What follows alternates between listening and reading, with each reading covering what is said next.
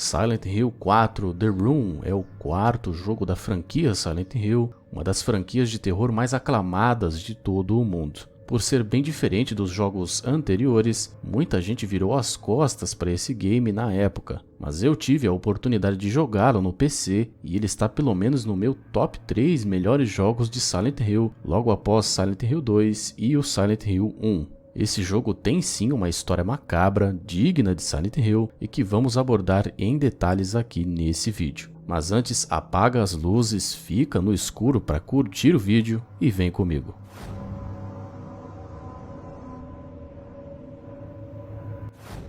Se você que já é inscrito no canal e está se perguntando: cadê o vídeo de Metal Gear, Valete, seu cretino sem vergonha? Calma que os vídeos de Metal Gear vão continuar normalmente, mas eu quero dar a oportunidade para outros jogos com enredos tão bons quanto Metal Gear, beleza? E com exceção do Silent Hill 1, do Silent Hill 3 e do Silent Hill Origins, que tem ligação direta com a trama principal, os demais jogos possuem histórias independentes e que é perfeitamente possível de se entender, mesmo sem conhecer direito a franquia. E antes de continuarmos, eu peço para que você se inscreva e deixe o seu like. Seu engajamento ajuda demais o canal e contribui para a produção de mais conteúdos como esse, que mantém viva a maravilhosa franquia de Silent Hill, já que vídeos longos como este daqui dão muito trabalho e além disso o YouTube passa a te recomendar conteúdos semelhantes a esse de outros produtores. E sem mais delongas, vamos ao que interessa.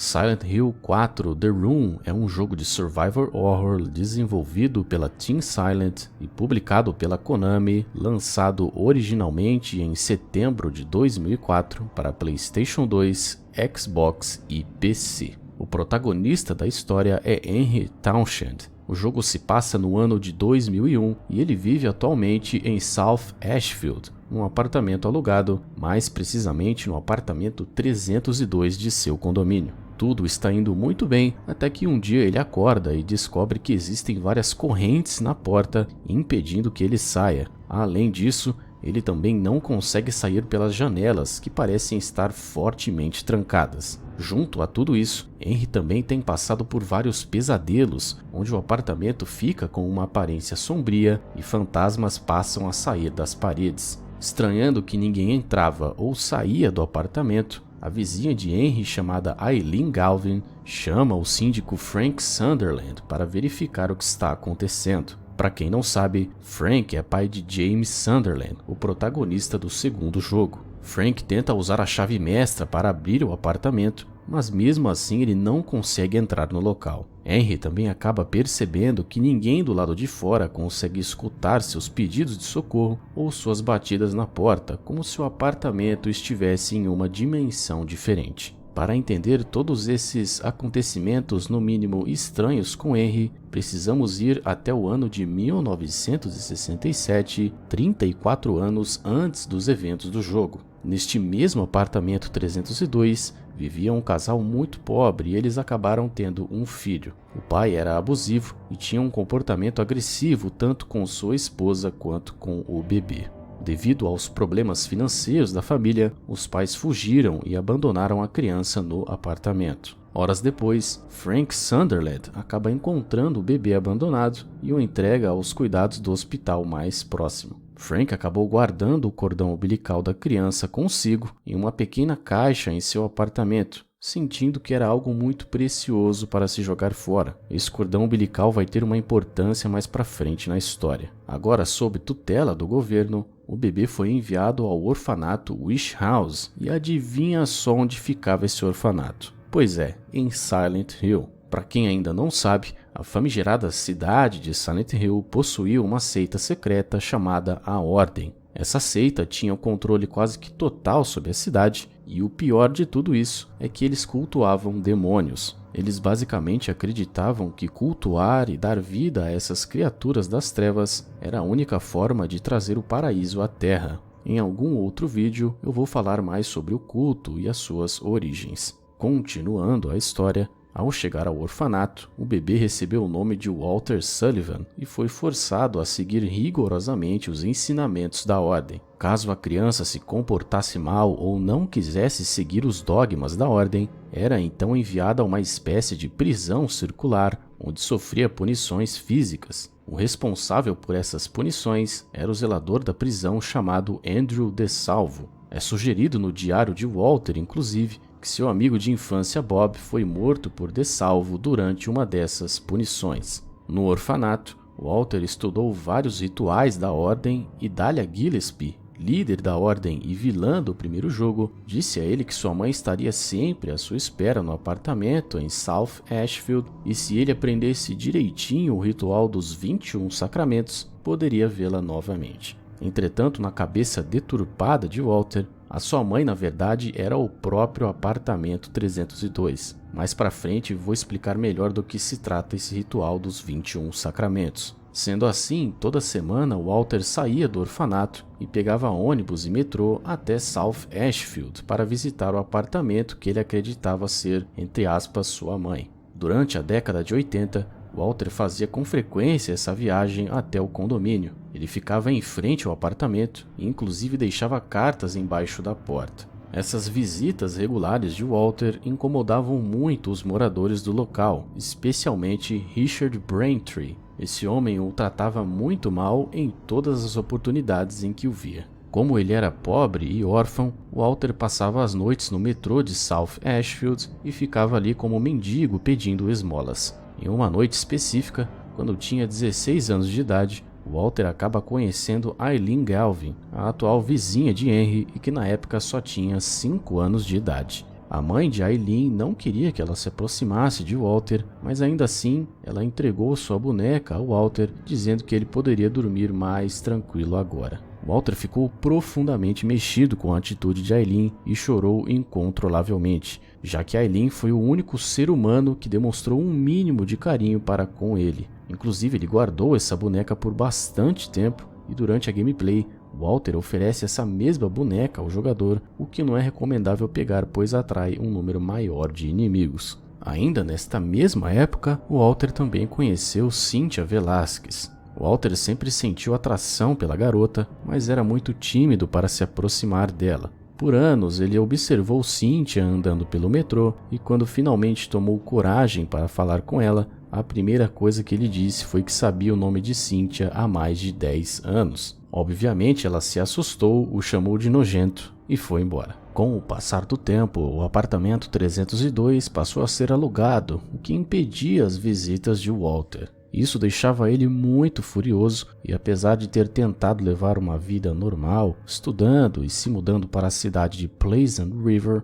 Walter nunca esqueceu o ressentimento contra o mundo e o desejo de se reunir com a sua mãe ficou cada vez maior. Ao atingir os 24 anos de idade, Walter decide fazer o ritual dos 21 sacramentos. O objetivo final do ritual era levar o apartamento 302 para um mundo demoníaco alternativo, onde Walter teria controle de tudo e poderia ficar para sempre com a sua mãe, entre aspas, né? Esse singelo ritual consistia em assassinar 21 pessoas. As 10 primeiras poderiam ser pessoas aleatórias e Walter deveria retirar o coração de cada uma delas, além de marcar números nas vítimas, simbolizando uma espécie de contagem regressiva. Devido a um erro de escrita, Walter fazia a barra muito parecida com o número 1, então ao escrever 01121, na verdade significava 01/21.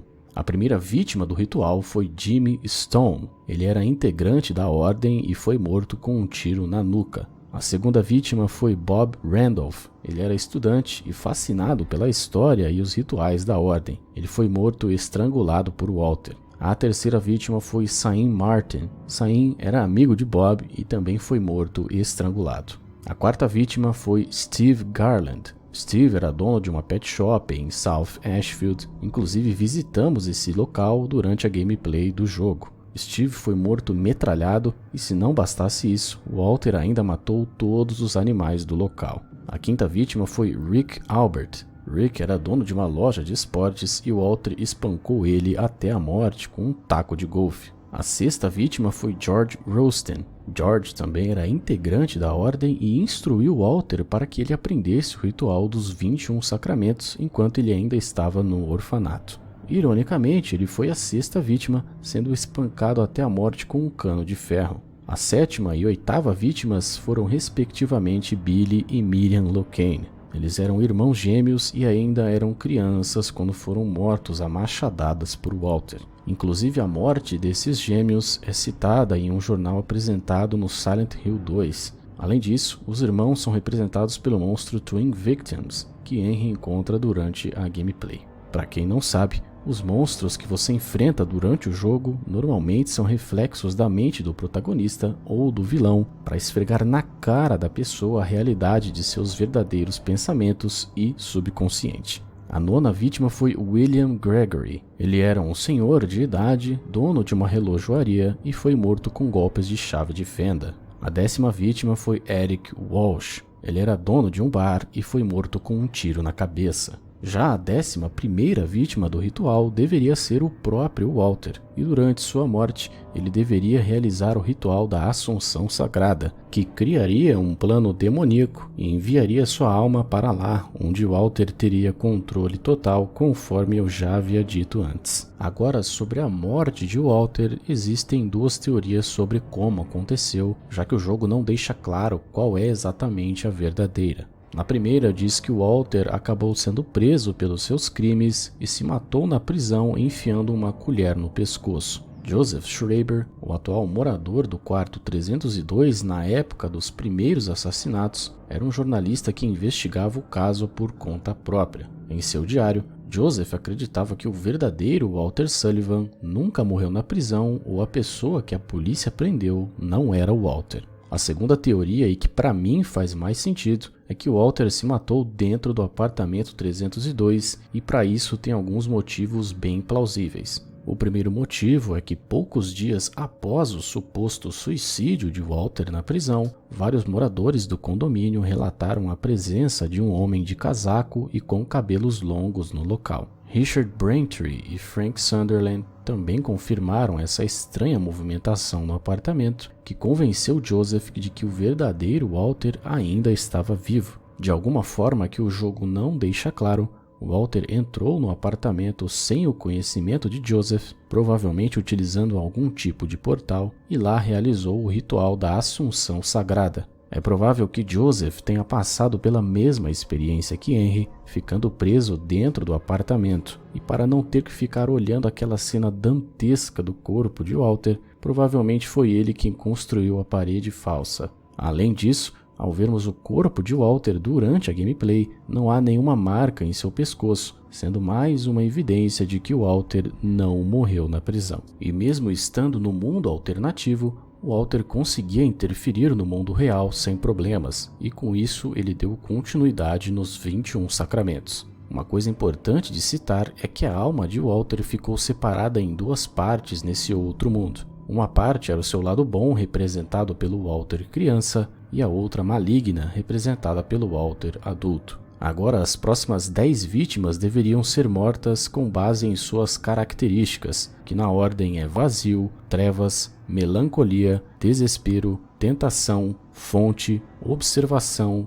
caos, mãe e recebedor da sabedoria. Sendo assim, o escolhido para a vítima do vazio foi Peter Walls. Ele era drogado e foi morto espancado no hotel South Ashfield, hotel que ficava em frente ao condomínio do apartamento 302. A vítima de trevas foi Sharon Blake. Ela morreu afogada no lago de Silent Hill. A vítima de melancolia foi Toby Archibald. Ele também era membro da ordem e foi morto no México. O Walter Fantasma o empurrou de um penhasco. A vítima de desespero foi Joseph Schreiber. Como já havia dito antes, ele era jornalista que também morou no apartamento 302 e investigava os assassinatos de Walter. É provável que Joseph passou também pela mesma experiência de Henry ao ficar trancado no apartamento, mas não escapou de se tornar a 15ª vítima. Seu corpo nunca foi encontrado e não se sabe o modo em que ele foi morto. Com o desaparecimento de Joseph, 6 meses depois, o apartamento foi novamente alugado para Henry e a partir daí se iniciam os eventos do jogo que expliquei no começo do vídeo.